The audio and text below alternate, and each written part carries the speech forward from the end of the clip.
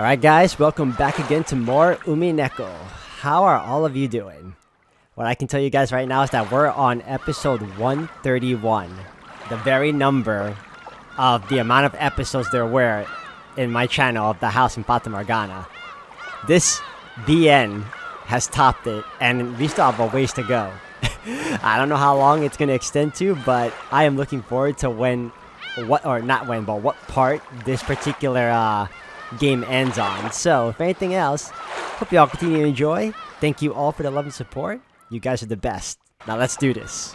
Alright guys, welcome back again. わしらかて、本音じゃ物騒なことなど考えとらん。どうしてもお父さんに会わせてもらえんから、ちょいと嫌味が言いたくなっただけなんや。それに、クラウスさんが、売り言葉に買い言葉で、頭に血が上ってしまったのも、よーわかっと。I like how Hideyoshi's always trying to play the mediator. You know, he just wants to keep things level and not too intense. クラウス兄さんかって本当はそこまで言うんなら、合わせてやってもいいと思っとるんや。な、そうやろ？ただ、ついつい意地になってもうたんで、今さら会ってもいいなんて言えなくなってしまっただけや。そうやろ？な。確かに。主人も皆さん同様、少々冷静を欠いてしまったところもあるでしょう。私たちは、お父様の皆さんに会いたくないという意志を尊重して、頑なに断っていたに過ぎません。You know, you still don't have to see the father, but you can go up to the room and just like knock and hear his voice, you know, regardless if it's him telling you guys to get out. That's just confirmation enough, right? そうだな。つい昔のような兄弟喧嘩になってしまい、私も意地になってしまった。頭を冷やそう。お前たちが親父殿にどうしても会いたいという強い気持ちはよくわかった。私もそれを伝える。なんとか面会してもらえるよう、親父を説得しよう。それでどうかね。See, that just makes you more suspicious. そうね。クラウス兄さんに説得の時間を与えてもいいと思うわ。そうだな。頼むぜ、兄貴。俺たちに会ってくれるよう、よく説得してくれ。何しろ、親父の世話人なんだからよ。その説得だけど、今夜中って制限を設けさせてもらうわよ。明日になったら、私たちは書斎の扉を打ち破ってでもお父様の安否を確認するわ。Again, you don't have to break down the door to his study. Like it's been proven in previous episodes that if you keep knocking, he will yell at you annoyed. So that should be enough confirmation. それでいいわよね。Barring, of course, there are no recording machines in there to record his voice beforehand and then, you know, having it well prepared. That's just thinking ahead. However, again, I doubt that's the case. 兄さん？好きにするがいい。なるほど。説得すらも大して時間はかけられないようだ。I mean, you can also think of it like a challenge, Kraus. You know, if you can convince your father by tonight, congrats. And that's if he's alive. Like, you know, you claim he is. 夏日、行こう。せめて晩餐にはご一緒していただくよう、お願い申し上げよう。はい。Kraus left the parlor accompanied by Natsuhi. Once their footsteps disappeared, Hideyoshi breathed out heavily and flopped onto a sofa, smirking.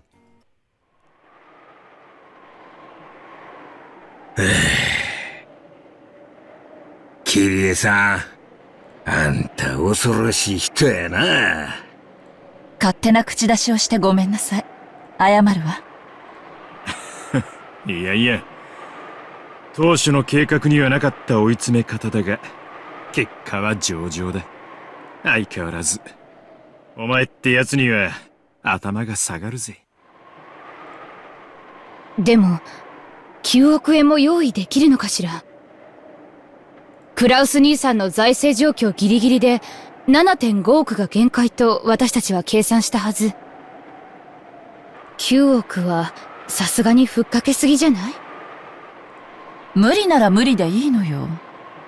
クラウス兄さんの顔を立てて、7.5 億に減額とかやれば、譲歩したっぽく見えて収まりやすいでしょ？本当に9億出てきたなら大成功だし。Kide just loves to think several steps ahead, huh? Good on her. 兄さん、今頃夏日さんと作戦会議中でしょうね。あのプライドの高い兄さんがどんな言い訳をしながらへりくつをこねてくるか。お父さんを説得できるわけがない。There's no way to convince someone who doesn't even exist. .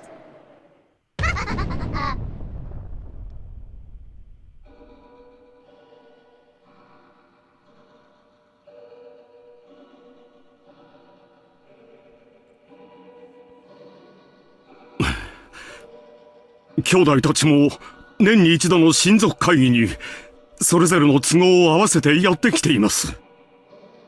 Wait, he managed to go inside the room? You know how rare that is? Kraus and Natsu could be seen in Kinzo's dimly lit study. Every once in a while, thunder could be heard, and the dimly lit room flickered with light. It seemed that the island would be closed off by the storm very soon. お父様、どうか今一度、不敬な彼らに、当主様の威厳をお示しください。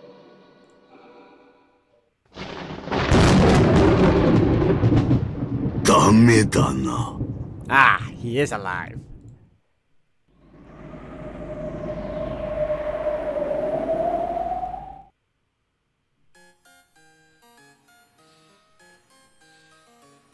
The large figure standing by the window, his majestic back facing them, quietly yet forcefully gave his answer. His head was hung slightly, and he appeared to be trembling. Eventually, a mumbling laugh reached them from over his shoulder.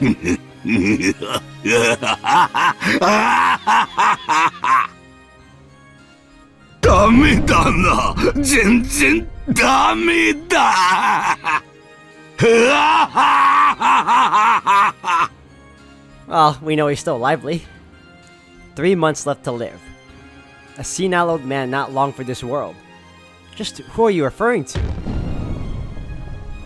愚か者が。 Okay, something's different about this Kinzo. And I don't like those eyes. 弟たちに恫喝されてのこのこやってきたか。恥を知れ。 As Kinzo spun around and brandished his cloak, a blast of wind shook up the stale air inside the room. That air pressure expressed clearly the majesty and willpower of Ushiromiya Kinzo. And I recognize that tune. Hold on a minute.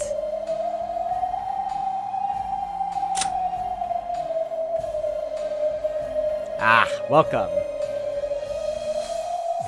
Goldsmith? What? Kinzo's name as a mage is Goldsmith. His skills as a summoner are legendary for the modern age. In terms of summoning ability, there are times when he surpasses even Beatrice. Okay, wait, what? No. That... What? Since when? Beatrice is the Endless Witch. She should be the one that's like all-encompassing. However, he is very mismatched, and while he does excel in some areas, he is fatally lacking as a mage in others. Okay, see, now that's believable. He cannot even perform the trifling magic to reheat a cup of tea, yet he can summon demons capable of using magic to boil the oceans.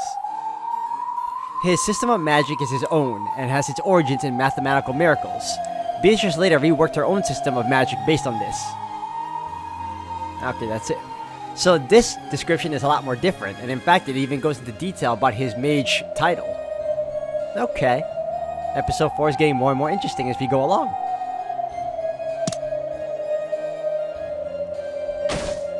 It was no wonder at all that Kraus landed on his backside, as if that pressure had literally blown him to the ground. As though showing consideration for Kraus, who looked as though his legs had been swept out from under him, Natsu also crouched down. Then, with a thunk, and another thunk, Kinzo's footsteps approached with a heft that signified his majesty. お父さん。バカやカノンに聞いておるわ。貴様が弟たちにどれほど情けなく手玉に取られたかをな。I feel like that Kinzo maybe is dead and that someone is possessing him right now, because those eyes are not the eyes of the Kinzo that we've known since the past 3 episodes. Then again, you know, this could be Mage Kinzo right now. Who's to say? お父様、夫はお父様の名誉を守るために懸命に。 Without lending an ear to Natsuhi's words, Kinzo extended his palm to cross his collar as the latter sat on the floor. No, he curled up his fingers, leaving only his index finger out, and then, with that one remaining finger, he pressed hard into Krause's collar, twisted it, and slowly, with just one finger, he raised Krause high into the air. 情けないやつだな、お前は。妻に自分の弁解をさせるのか。言い訳くらい自分でしてみせよ。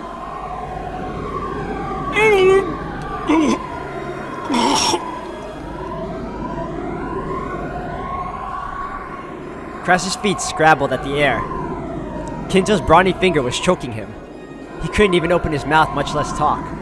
However, even if he had been allowed to open his mouth, as he was now, there was no way he would be able to think up an excuse that Kinzo would accept. Still, what incredible power he possessed. No one would call Kinzo an old man after seeing this superhuman strength. お父様、夫はお隣に戦いました。どうかお許しください。夏日、戦いというのはな、勝つまでの過程を言うのだ。負けるまでの過程は戦うとは言わぬ。それはただ一言、みっともないというのだ。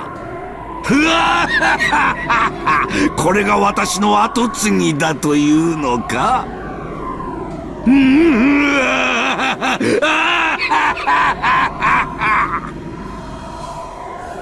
As thunder roared, Kinzo laughed heartily as though there could be nothing more amusing.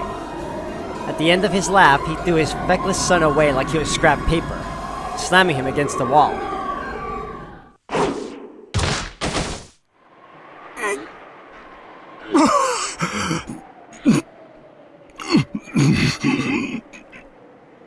I'm not gonna lie, this is probably one of the few occasions where we actually see Krause this flustered. あなた、しっかり。 Krause slid down the wall, rubbing his throat in pain. Natsuhi ran up to him and cared for him, but Kinzo showed no interest in the two of them, and he returned to the space near the window as though he had been there the whole time and looked up at the ominous thunderclouds. ベアトリーチェにさえ会えれば、我が人生には何の悔いもないと思っていたが、どうやらそういうわけにもいかぬらしい。魔女より得たものは何も残せぬのが初めからの約束。しかし、後宮の名は魔女のものではない。その名を継ぐのが誰にふさわしいか。どうやらそれだけは、わしが自らの手で解決せねばならぬようだ。喜べ、クラウス。気が変わったぞ。お父さん、では。貴様らふぬけどもと食事をする気など起きぬ。Ah, his eyes return to normal now. だが、その後の親族会議には出席する。お父様、ありがとうございます。私はその席上で、当主継承についての重大な発表をするであろう。This is a huge turnaround because this is probably the first time since the past 3 episodes that Kinzo actually decided to make contact with all of his family members. Especially at the conference. お前たちのくだらない争いは私自らが解決してやる。I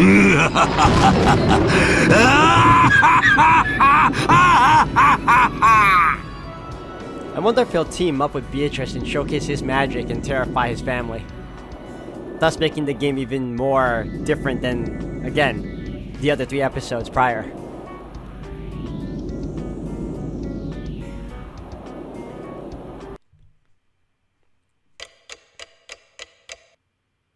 "606.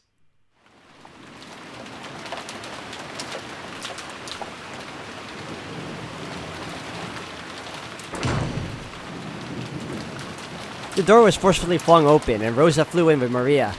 源氏さんか誰かいない？誰でもいいの。バスタオルを持ってきて。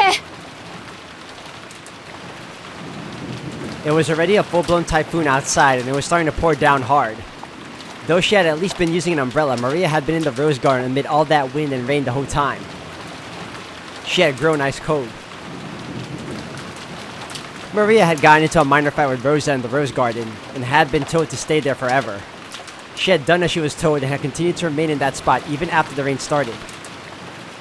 Rosa certainly had gotten a little emotional and angry, but Maria's stubborn demands were probably more at fault. The cousins who had unfortunately been witness to that exchange were relieved to see the mother and child close to each other again. Rosa toweled Maria's head dry. She seemed overcome with worry that Maria might catch a cold, but Maria herself was nonchalant. 大丈夫？寒気とかしない？やっぱり一度戻って着替えさせた方がいいかしら。全然平気。それよりお腹空いたから着替えよりご飯が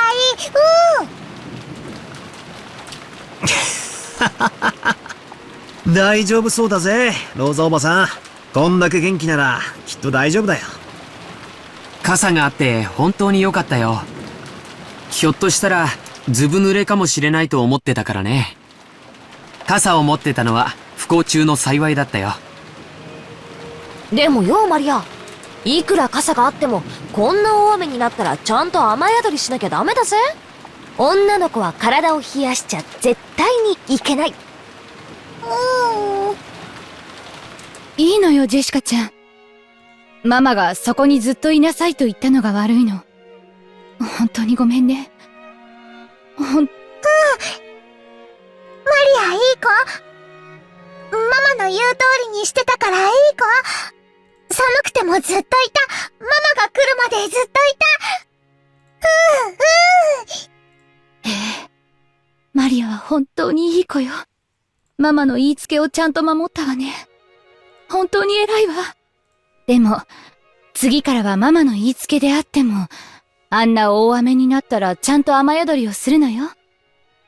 いいわね。ママと約束よ。ママと約束。As Rosa gently held Maria, they joined their pinkies together and promised. Balor and the others could tell that by this bonding between mother and child expressed through a single little finger, the warmth was starting to return to Maria's body. カノン君、タオルをありがとう。助かったわ。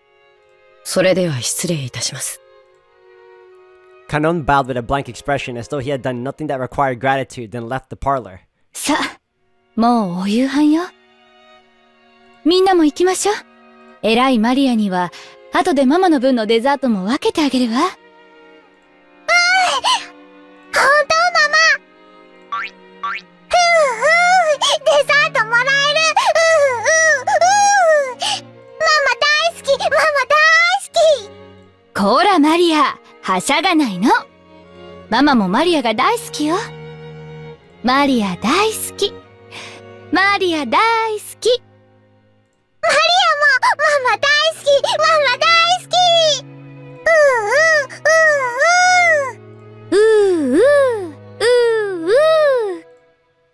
Rosa and Maria looked really happy together. Even the cousins watching started to feel a somehow familiar warmth filling up their chests. このくらいの年頃が、親と一番仲がいいのかもしれねえな。うちはそうでもなかったぜ。母さんとか、いっつも勉強勉強とうるさかったな。子供を愛していればこそだよ。親の愛は、優しさや甘やかしだけじゃないんだよ。僕の母さんも厳しかったけど、僕を大事に思ってくれたからこそだって、今ならわかるよ。Now, why did your glasses fog up when you said that? It's the little things, guys. You notice it. ママ大好きママ大好きマリア大好きマリア大好きお手手つないで仲良くね。お手手つないで仲良くママとマリア仲良し仲良しそうよ。ママとマリアは仲良しよ。いつまでもずーっとね。愛してるわ、マリア。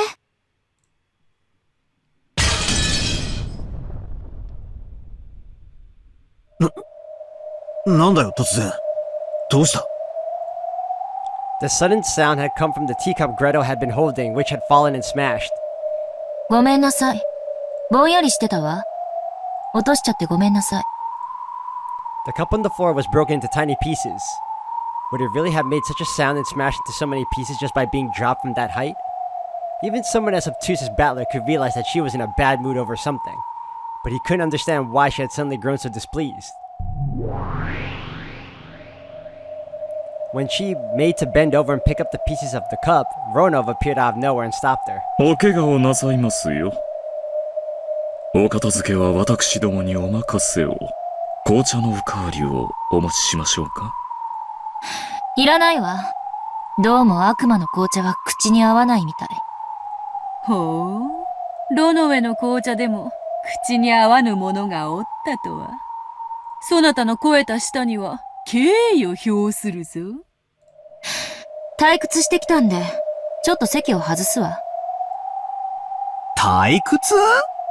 おいおい、いよいよこれからだろうが。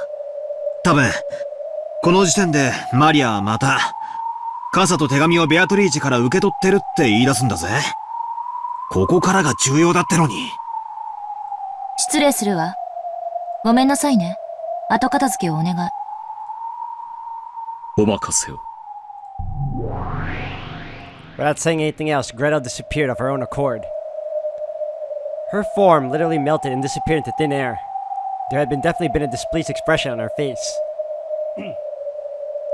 But neither Battler nor Ronov, nor of course Bieto either, could understand why her mood had so suddenly worsened. All that remained was the fragrance of the black tea she had spilled.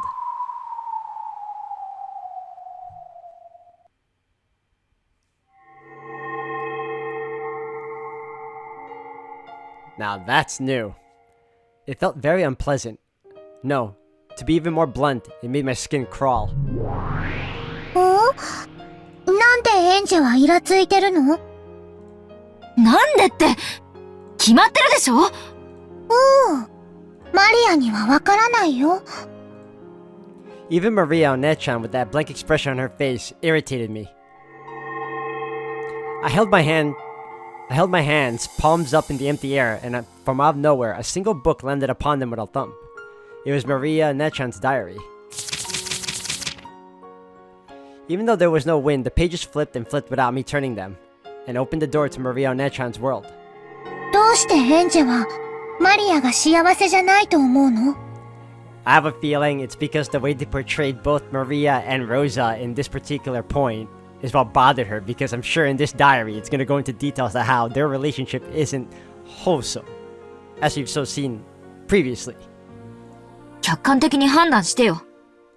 客観的にエンジェの主観で、だね。真実は、私にとってのものと、マリアお姉ちゃんにとってのものとでは、異なると言いたいの？真実は、観測者によって形を変えるよ。そして、未来の観測者が常にその形状を上書きする。エンジェは、マリアの幸せをどうしたいの？ The pages of the diary were flipped through it at a greater and greater speeds. Then a brilliant light poured out from the desk of the diary, swallowing everything up and painting over it all with white.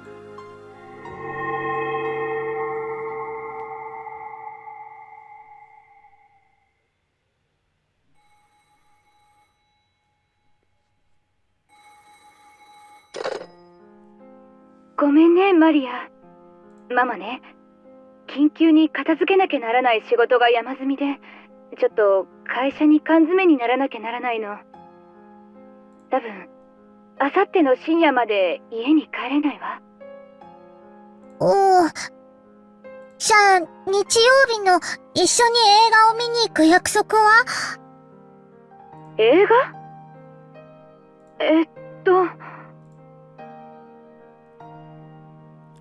？Judging by Rosa's tone, she had clearly forgotten that promise. But Maria's response to that was an apology for asking. I'm sorry. Maria apologized for troubling her mother by asking that question. マリア、お留守番してる。ちゃんとお行儀よく待ってる。毎日お風呂に入って、新しい肌着にするよ。お金の場所もわかってる。毎日違うお店に行くようにする。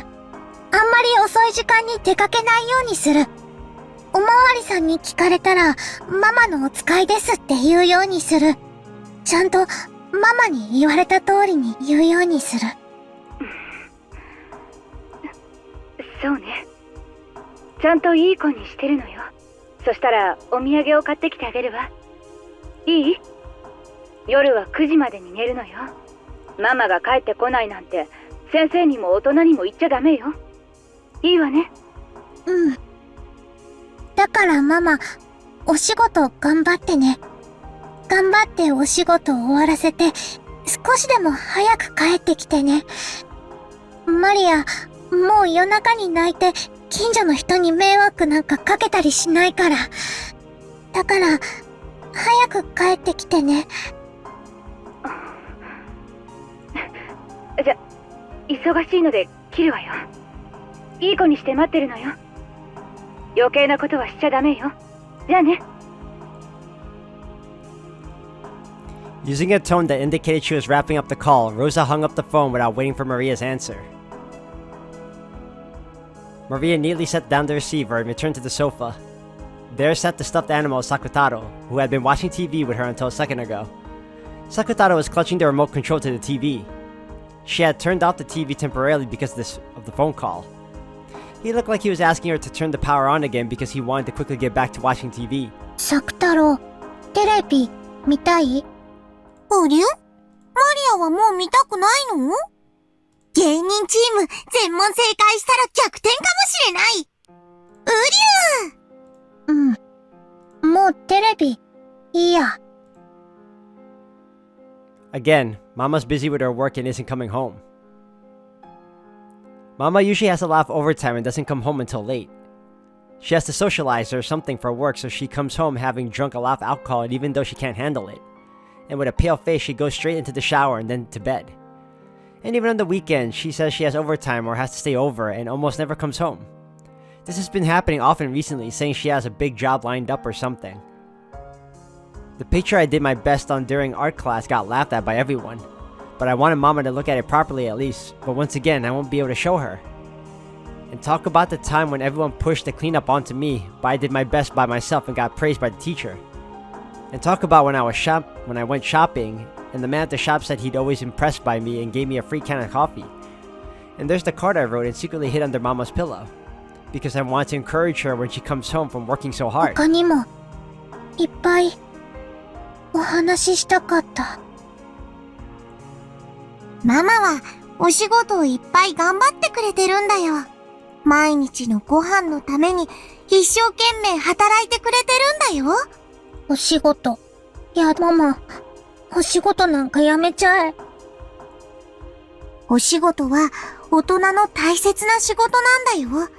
マリアにご飯を食べさせて、お洋服を買って、学校の給食費を払って、サマーキャンプの積立金を払って、それはみんなママが働いてお金を稼いでくれるからなんだよ。ご飯いらない。お洋服もいらない。給食もいらないし、サマーキャンプなんか行きたくない。どうせ、マリアをどこの班も混ぜてくれないもん。ウリュウ、ママはさっき電話でお仕事から帰ってきたらお土産を買ってきてくれるって約束してくれたよ。Alright guys, I'm gonna have to end the video here for today. Thank you all for watching.